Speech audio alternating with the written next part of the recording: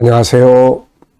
김성길 목사와 함께하는 GTS 말씀 묵상 시간입니다. 오늘은 첫 번째 주간의 여섯째 날 묵상입니다.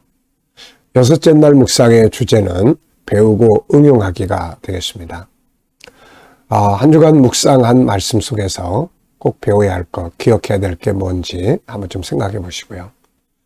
살아가는 모든 삶의 현장에서도 그냥 지나가지 말고 여기서 내가 배울 수 있는 게 무엇인지 또 배워야 할 게 뭔지 한번 좀 더 생각해 보시고 배운 것은 또 응용해 볼 수 있으면 좋죠.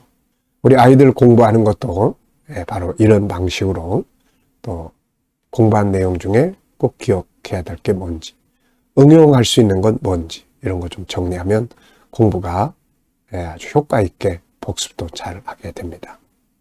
아이들이 잘못을 저지르고 실수를 했을 때 야단치기보다는 여기서 뭘 배웠어? 여기서 배울 수 있는 게 뭐야? 뭘 하나 배웠으면 좋겠다.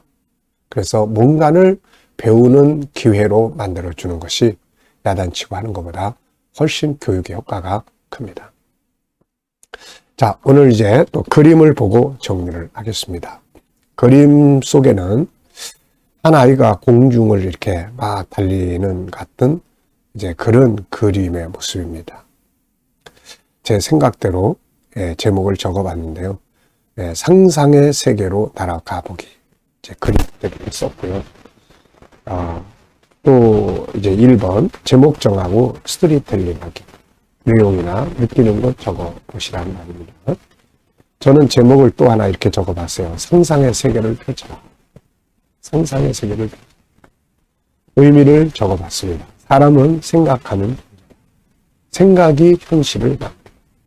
먼저 생각 속에서 창조하라. 생각이 삶을 바꾼다. 이렇게 적었습니다. 어제 제가 지난 주간의 묵상 말씀을 토대로 금요 기도에 함께 나눴는데 그 중에 하나가 우리의 미래가 현재보다 더 좋다. 이게 참 중요한 말이거든요. 그래서 하나님의 보좌 앞에 우리가 다 서게 되고 영광 가운데 서게 되니까 지금 우리의 현재보다는 미래가 훨씬 더 좋은 미래가 준비되어 있는 거죠. 그래서 소망이 생기는 거예요. 그런데 우리가 이 땅에 살면서도 마찬가지예요. 미래를 그래서 먼저 내 생각 속에서 만드는 게 아주 중요해요. 난 이렇게 살고 싶다. 나는 미래의 그림을 일단 그려놓고 기도하고 그걸 향해서 나아가야 됩니다. 그렇지 않고 지금의 모습 이대로 계속 살아간다면 미래는 더 좋아질 리가 없습니다. 지금 현재 상태와 같거나 아니면은 더 퇴보하거나 이렇게 됩니다. 그래서 먼저 생각 속에서 미래를 창조하는 것이 아주 중요합니다. 자, 두 번째는 분석입니다. 눈에 보이는 부분과 또 보이지 않는 부분. 항상 숨겨져 있는, 보이지 않는 또 다른 어떤 걸 찾아낼 수 있을 때 삶의 변화와 발전이 오게 되는 것이죠. 자, 여기에는 이제 공중을 달리는 듯한 한 소녀의 모습, 그리고 또 하늘, 구름, 땅 이렇게 돼 있고요. 보이지 않는 부분에는 이 소녀는 누군가, 그리고 여긴 어디인가, 왜 이 소녀는 달리고 있는가, 그리고 목적지는 어디인가? 우리에게 주는 교훈은 뭔가? 자, 세 번째입니다. 그림에서 가장 중요한 것은 뭐라고 생각하십니까? 저는 상상의 세계를 키워라. 이렇게. 생각의 성장이라고 합니다. 생각의 성장. 자, 네 번째는 연상법입니다. 먼저 눈을 감아보시고 이 그림 속에 어떤 내용들이 들어있는지 한번 떠올려 보십시오. 먼저 막 신나게 달리는 한 소녀의 모습, 그리고 하늘의 모습, 구름, 그리고 저 밑에 땅의 모습도 보이는 것 같고요. 자, 그리고 이것과 관계된 성경 말씀을 좀 생각을 해보시기 바랍니다. 네, 저는 창세기 1장 27절 하나님의 형상, 그 속에 들어있는 생각의 기능. 그 생각의 기능은 하나님이 세상을 다스리라고 주신 능력이에요. 하나님께서도 천지와 만물을 먼저 생각 속에서 창조하신 것이죠.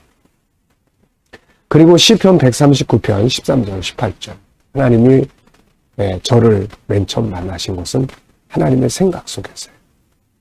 하나님의 생각 속에서 저를 이제 탄생시키시고 창조하셨죠. 그리고 저를 그의 계획 속에 기록을 합니다. 그리고 때가 돼서 저희 엄마를 통해서 어머니의 태 속에 잉태하게 하신 거죠. 자, 그래서 하나님이 저를 제일 먼저 만나주신 것은 바로 하나님의 생각 속에서입니다. 자, 이것을 우리는 예정이다. 이렇게 이야기를 합니다. 야, 여러분, 우리도 이렇게 모든 걸 생각 속에서 먼저 만들어 볼 수 있는 게 중요해요. 천재들의 생각법을 연구를 해보면 천재들의 생각법을 다룬 책들이 있습니다. 그 책들을 읽어보면 아인슈타인의 생각법을 기록해 놓은 게 있어요. 그래서 이 아인슈타인이라는 사람은 이 생각 속에 사무실이 있습니다. 그래서 이 사람은 전체 생각법이라는 것을 이야기를 해요. 그게 무슨 말이냐면은 생각 속에서 다 생각하는 거. 사무실이 그 생각 속에 있어요. 이런 걸 계획하고 그 다음에 이렇게 실험해보고 그러니까 이렇게 결과가 나타나고 또 이렇게 하면은 결국 이런 내용들이 만들어질 수 있다. 그러니까 결국 생각 속에서 실험하고 기획하고 다 하는 거죠. 그래서 전체 생각법 우리가 이렇게 생각 속에서 모든 것을 다 만들어 볼 수 있는 것 참 중요한 겁니다. 자, 상상력 키우기입니다. 자, 저는 이 그림을 가운데 두고 앞에는 아무것도 없는 아주 작은 물체 하나가 있는 그런 그림을 하나 그려볼까 합니다. 이게 점점점 커져서 이렇게 이 소녀가 그 속을 뛰어다닐 수 있는 그런 세계가 되는 모습. 자, 그리고 이제 다음 그림을 그리면은 이 소녀의 이렇게 상상력의 세계 속에서 뛰어다니면서 새로운 세계를 만나게 되는 장면. 뭔가 인간이 꿈꾸는 그 세계를 만나는 장면을 그릴 것 같습니다. 자, 미래를 어떻게 살고 싶은가요? 지금 그렇다면 무엇을 해야 할까요? 오늘도 미래에 대한 그림을 생각 속에서 한 번 더 그려보시기 바랍니다.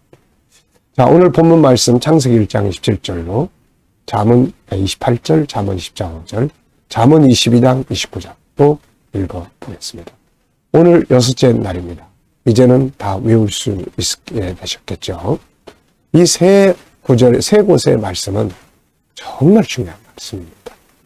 이대로 교육하고 이걸 바탕으로 대화, 아이들을 키우면 아이들은 놀라운 성장, 생각의 성장, 천재성을 키우게 됩니다.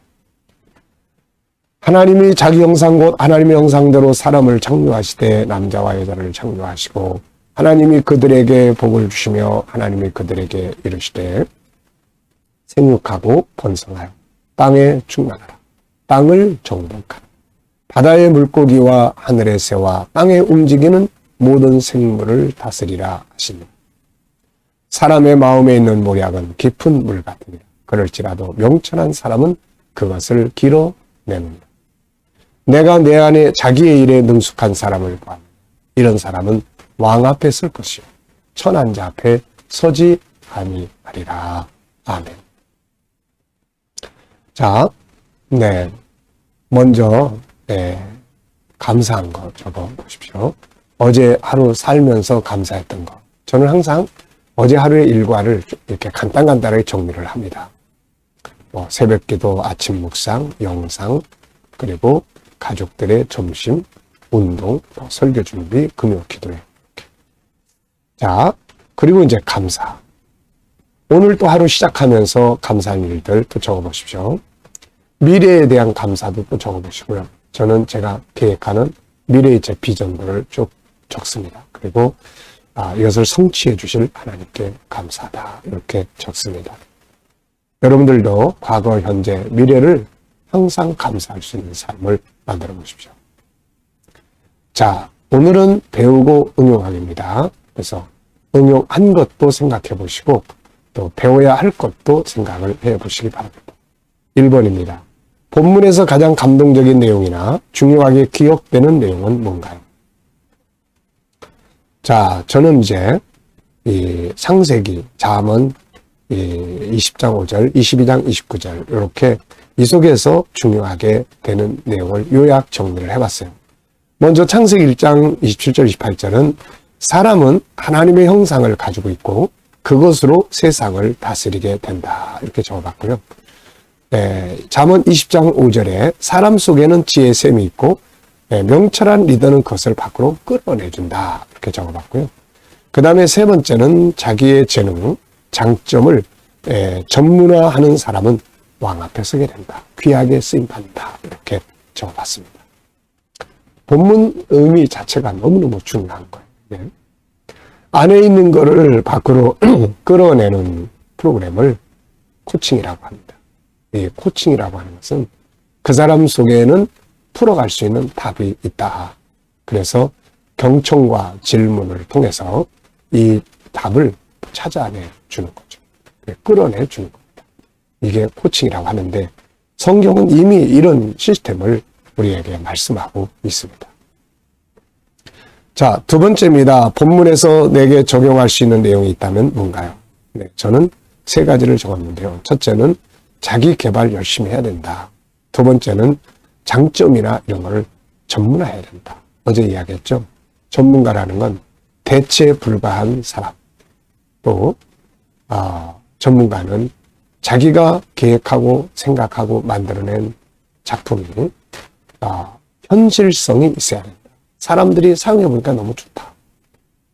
세 번째는 내가 목표한 만큼의 사용의 성과를 만들어내야 된다.